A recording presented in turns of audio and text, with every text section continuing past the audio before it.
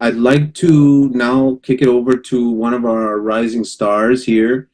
This gentleman, alongside with his partner, they are part of a company called CS Investments, located out of just on the outskirts of Ottawa.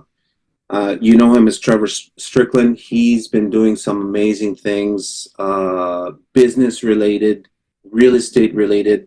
He's a hustler. He's very, very motivated and organized. And him and his partner have been doing a lot of special things in the States.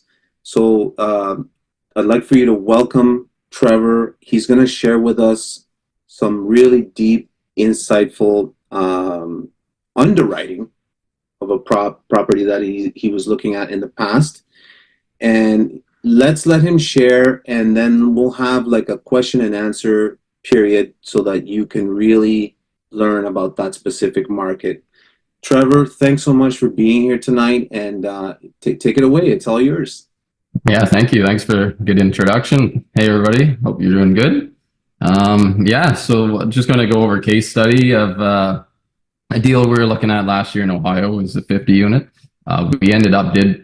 We put in an offer on it, but we did lose out to another bidder. But we're just going to walk through it, kind of show what we learned over it, because it was new to us at this time last year. So yeah, lots of learning, growing pains, like you said, Luis.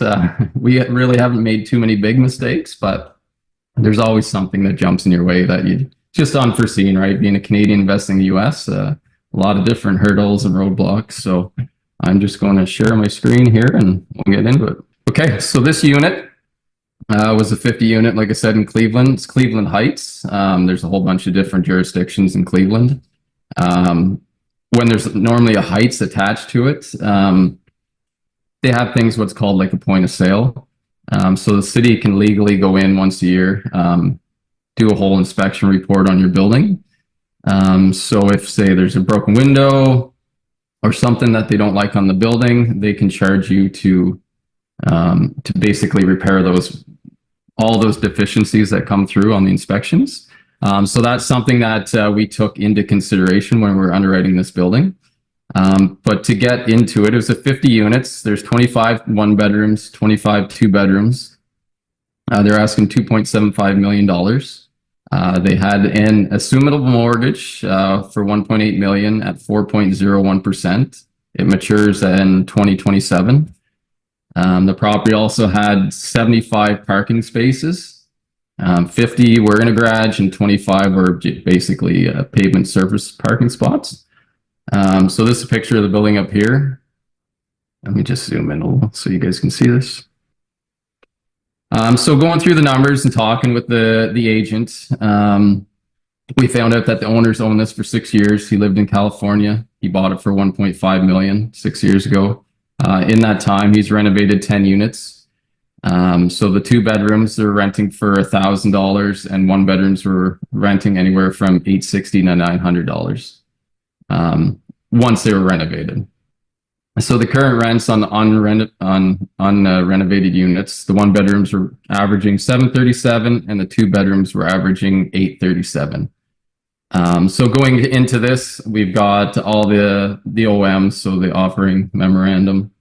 We got all the financials for the last few years. So we did some underwriting. We noticed there's, like I said, there's a lot of units to renovate. And even if we up the rent to the $1,000 and $860 after the renovation, it still wasn't going to cash flow like we thought. So the nice thing about America, they have the Section 8 rents. And in that zip code, we had a plan to do half the units as a Section 8. If anybody doesn't know what a Section 8 is, it's basically government assistance. The government sends you the check every month, and they also do inspections. So it's actually not too bad. You don't draw in the same crowd as maybe a higher class tenant, but Section 8, yeah, again, they do inspections. So the tenants, if they're wrecking the unit or looking after it, they can be evicted. So it's another fallback. Thomas is actually doing this on some of his units in Ohio. But in the end, you get a lot more higher rents. In Cleveland, it's actually stated in all the different zip codes on what you get for rents. So if we were planning to do Section 8 rents in this building, so 1 bedrooms were going roughly for $1,090 a month, and 2 bedrooms were $1,330 a month, which is a huge increase on $1,000 and $860. So we could increase our profit much better doing that. So we plan to do, let me see if I can pull this up here. Yeah, so this is what our averages were going to be if we did half of the units with just regular tenants and half the units Section 8. So that would bring up our cash flow quite a bit. And that way we'd be able to support the second mortgage because, like I said, the assumable mortgage was only $1.8 million. And let's go back here. So yeah, so $1.8 million. And it was 4.01% financing. So the purchase costs, it's a little different being a Canadian than it is American. So we spoke with many lenders. We had a lot of conversations with Thomas going over this. These are basically what we came up with all the lenders that we talked to, involving an American as a qualified member as well. So we were getting charged 1% lender fees on the percentage of the loan, roughly 3% in closing costs. We were charging a 1% acquisition fee. We did have a few investors coming along with us. So it's basically all the work and time that we were going to put into this deal if we did get under contract. $5,000 for an appraisal. Phase 1 inspection, we got quoted at $2,500. Building inspection at $3,000. To set up a GPLP JV structure was about $4,000, and then travel costs. So the only thing differently going forward is the travel costs. Definitely would have put this up a lot more because for $2,000, that's basically 3 trips to Ohio. That's meals, that's gas, that's hotels, that kind of thing. So probably would have added another 1 or even doubled that just to be safe in the underwriting, just so we have that. We thought we could do it in a couple runs, but there's a lot to go over on a building this size, and I believe it was a 1969 building. So yeah, just lots to inspect, a lot of team members to meet. Even though we can drive there in about 7.5 hours, it's still the hotels, the gas, and meals, obviously, things like that. So going forward, what we know now, we would definitely put our travel costs up a little bit. So it came to $113,500 just in purchase costs. And then for rehab costs, we had $350,000. We were planning on doing 35 units, and we budgeted at $10,000 a unit, just simple paint, flooring, maybe paint some cupboards, nothing major, new lighting, plus 15% overages. So it came to $402,500 on the renovation. All the windows were new in the building. Each unit had its own boiler, so the tenants paid their heat and their electric already. There's also 6 laundry rooms. They're all coin-operated throughout the section of this building. There's only 2 units vacant at the time we were looking at it last year. The vacancy rates in the area were around 7.7 to 8.4. So when we did our underwriting, we just put it at 10% just to be safe. Actually, I could probably get down to that now. Yeah, so we did 10% for vacancy. Because yeah, just to be safe. Again, it's a new market for us, being in a different country, and yeah, and being so far away as well. So these were the averages with, again, splitting half of the units that were renovated with Section 8 and just regular tenants. I'll put that on yearly here. And then also $3,500 in other income for laundry. We're also thinking with the garages that we would charge a parking garage fee, $25 or $30 a month. That was not in our underwriting at the time, because we were trying to run the deal without implementing that as well. Because when you get up to $1,300 a month in Cleveland, that's a lot for that area. So we didn't want to push it. And if the deal worked without adding extra, the parking would just been a bonus at the end of the day. So it came in the end, the expenses were really high. So as you can see here, so the one thing about America that we've noticed in all the properties we bought is a lot of realtors, no offense to any realtors here, but they give you the taxes on the day it was purchased, whether it's 5 years ago, 10 or 15 years ago. They don't give you the taxes on the new purchase price. So there is, we met a really good realtor down there. It's all they do is commercial buildings. So I came up with my own number two. There's the nice thing about America, there's so many different sites. You can go in to the certain counties, plug in the property address, plug in the purchase amount, it'll spit out the property taxes. So these taxes, what we were provided on the OM were $93,000. And so if you went in there to underwrite this deal and put in $93,000 a year for property taxes, and then lo and behold, you buy it and you find out 6 months from now you owe $137,000. That's a huge blow to your underwriting. So that was probably one of the first lessons we learned when we bought down in Florida, was our taxes, went to the building value. So most people down there told us, no, doesn't happen. But we did find this one commercial broker down there. He said, yeah, you're 100% right. We actually had a conversation with him on the boots on the ground. And that's why we find the boots on the ground just awesome, because you get to be there and talk to everybody and professionals and people that are living it every day in that city and county. So we confirmed that his number is actually 136.5 and my number is 137.5. So I just went with the higher one just to be safe. Insurance, that was another quote that we got. Property management, we did put at 9%. We did get a quote because it's such a big building at 7%. So we try to make a couple points on the property management because we'd still be overseeing them. And again, there'd be a lot of work involved in this. We had our repair and maintenance in here. We double checked all the invoices like hydro, gas, water, sewer. There's a few other things that they're missing on there as well. Like on-site caretaker, they didn't have anything in for that, but they do have a caretaker on site and they're paying them. They just omitted it.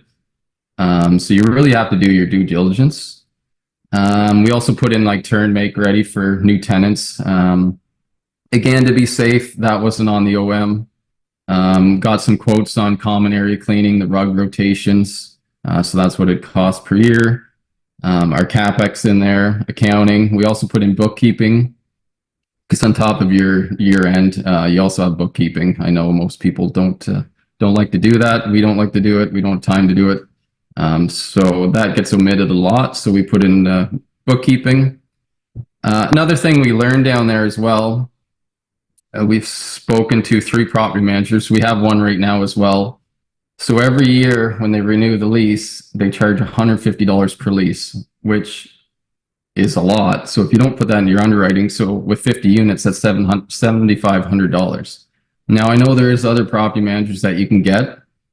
This is the guy we're using right now because he is managing our units. He's done well, but that's something major that we didn't find out until we bought our first couple of units. Again, our buildings that we did purchase in Ohio did work out. But on something like a 50 unit, that's a lot of money every year to basically take off the bottom line. So again, you really got to do your due diligence and ask a lot of questions. That's been our biggest thing. Point of sale inspections. So the other thing with the point of sale, so on the sale, when we go to buy it, we did have in the agreement, like in the LOI, that the owner would take care of all the point of sale. This is a whole other topic. I won't get too far into it. But basically, it's every year when you have to do the inspection, it's $200 for the first unit, then $50 for every unit after that. So that's just the inspections, $2,650. That doesn't even cover if there's anything that needs to be replaced at the city required. That's a very difficult answer to get. We've worked with a lot of people, spoke to the city, spoke to a lot of inspectors. Nobody could give us an answer on basically what this building would cost when they come in to do the inspection on the sale. We weren't worried about when it's sold because the owner was going to take care of that. We were worried about the following year when we own it. Like, what do they look for? What do we have to replace? What do you think we should budget? So that is missing in our underwriting. We're hoping that if the owner took care of all the point of sales in the price that we offered, that we could upkeep the building and not have a big bill down the road. Pest control, in Canada, we don't really have that. Down in America, it's especially in the more southern states, that can be an issue. So we have $2,000 there. We got a quote from some people, plus internet for the cameras and other things, monitoring systems, and then also the fire system maintenance. So the expenses are high for the unit. We were hoping to, again, charge like parking and stuff like that to get more income from the property and see where we can remove some expenses down the road as well.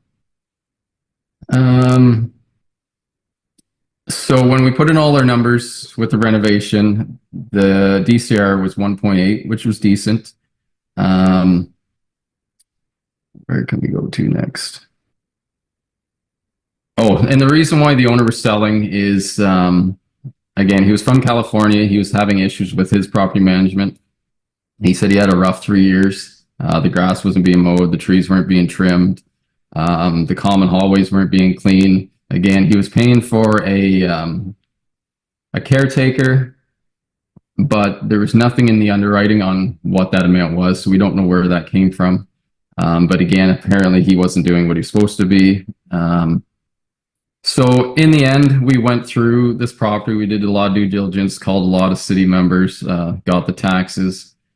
So we did up an LOI, and we did submit an offer. We submitted an offer for $2.5 million. So at the end of the day, with our numbers, it was basically 6.8% cash on cash and $82K a year in cash flow, and we needed $1.2 million to close on this property, to assume that mortgage, and to do the renovations of 35 units. So that'd be a total of 45 units completed. The other 5, we would have just waited a couple of years as for tenant turnover. Because the nice thing about Cleveland, at the end of their term, you can either offer them to up the rent, there's no set limit, or we can just evict them, basically. So that's another reason why we took that market. So we went back and forth with the broker for a while, and we did lose out on it. Another guy offered 2.7 for it, and they took it. So that's where we left it. But again, this whole process, it's a little different than Canada. There's so many more things to be aware of, and things are certainly different for Canadians. That's non-American citizen. Just things like lending and closing costs, and finding out these things like point of sales. I haven't heard about that in Canada. Maybe there is in other provinces, but myself, I haven't heard of that. So just the little things as well. Yeah, the point of sale was huge. Not to get a firm number on that is difficult. I'm sure now that we know what we know now, we know more people, we've been in the market longer, we could probably find out.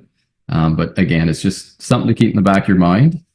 Yeah, I'm just trying to think what else there was on this unit. Yeah, taxes were huge, and the point of sale. Now, it's not all like that in Cleveland. They all don't have point of sale. Now, there is another part too where we bought our very first duplex when we first got there. There was a thing called lead-based paint inspections, and that was $400 a unit as well. We didn't find that out after until we closed on the property. And then we just got these charges from the cities because they had to do a lead-based inspection, and yeah, it was $400 a unit. So if that was only in a certain zip code as well in Cleveland, but if we bought a big unit there, $400 a unit times 50 units, that would add it up real quick.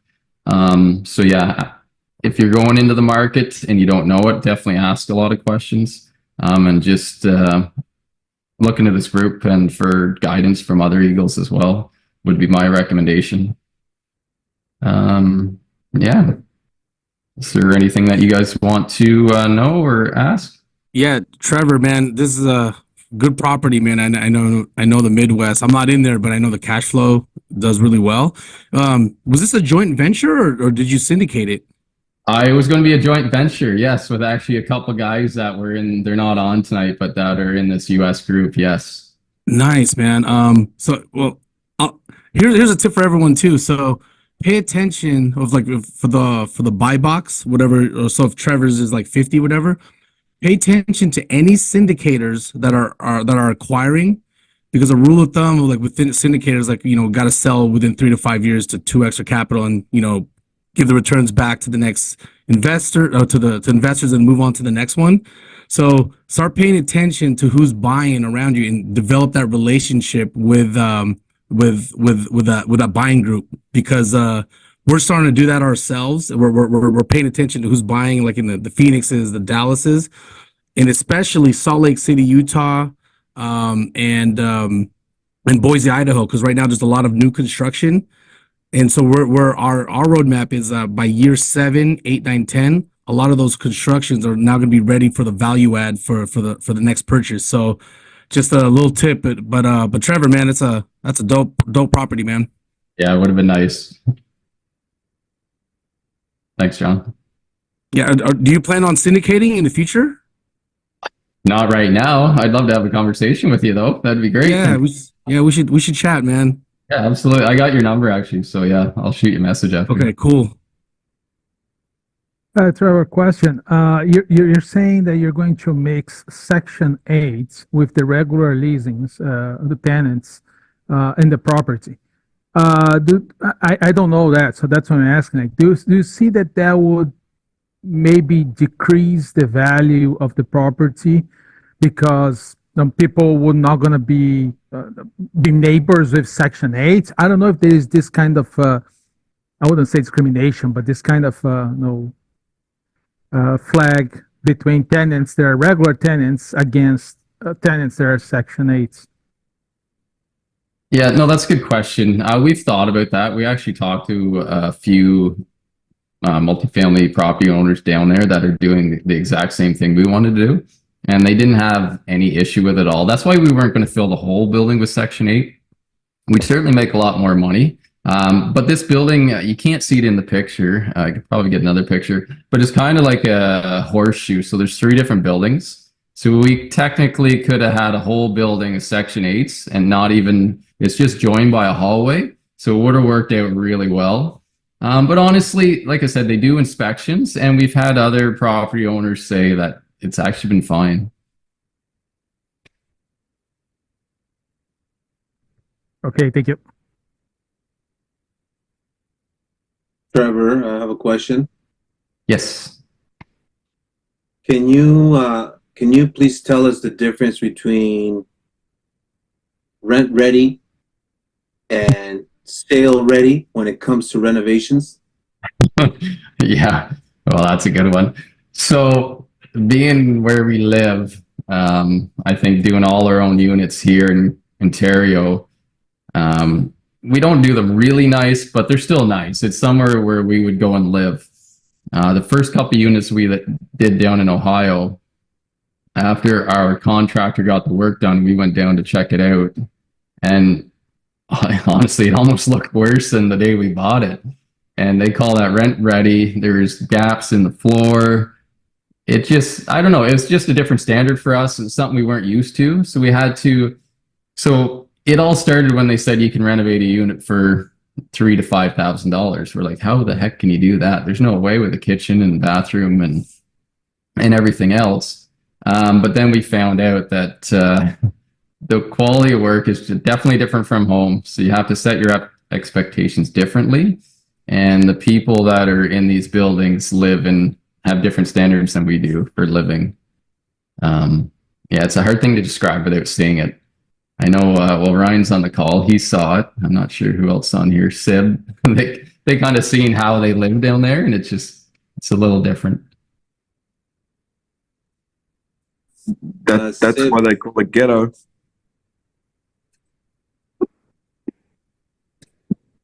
Hey, Sib, yeah, go ahead. Hey, Trevor. No, great job on the presentation. Very clear. Just a couple of quick questions. In terms of the property taxes, you mentioned. Sorry, I might have missed it, but how did you estimate them finally? The property taxes? Yeah. So the nice thing about America, most of the counties have their own tax assessor site. We've used it in Florida, Pittsburgh, and Ohio, the 3 markets. And you can actually go in there, you plug in the address, and you plug in the new purchase price, and it'll spit out a number for you. Okay, got it. And then in terms of insurance, did you try and get a specific quote on the insurance by calling companies? Yeah. Okay. Yeah. Yeah. So we used the ones that we're already using down there. So I think we called 4 different ones, and they Right. range from $300 a unit to $650 a unit. There's a big Wow, gap. that's a big range. Wow. And then in terms of the lending, you mentioned there's an assumable mortgage for a portion of it. Yeah. And then what was the rate on the rest of the financing? So at the time, we were 8.5%. Being 8.5. Okay. that Okay. don't have that we didn't have much experience in the U.S. at that point. So Right. it would have been easier if we had an American qualifying partner for sure. Okay. Okay. All little things that you learn down the road. But at this, our plan was to come up with most of the money, and then we're going to do the renovation, and then we're going to try and do a refinancing with a qualified partner down there, which we did talk to a couple that were ready to go as well. Nice. Nice. Awesome. Sounds good. Thank you. Any other questions? Trev, you did a great job. Excellent underwriting. Thanks, A lot of Luis. value. Anyone have any questions? Trevor's also got experience with some acquisitions as well. Even though he didn't acquire this one with partners, he's acquired properties and successfully exited some flips. So if there's no questions, we're gonna wrap it up.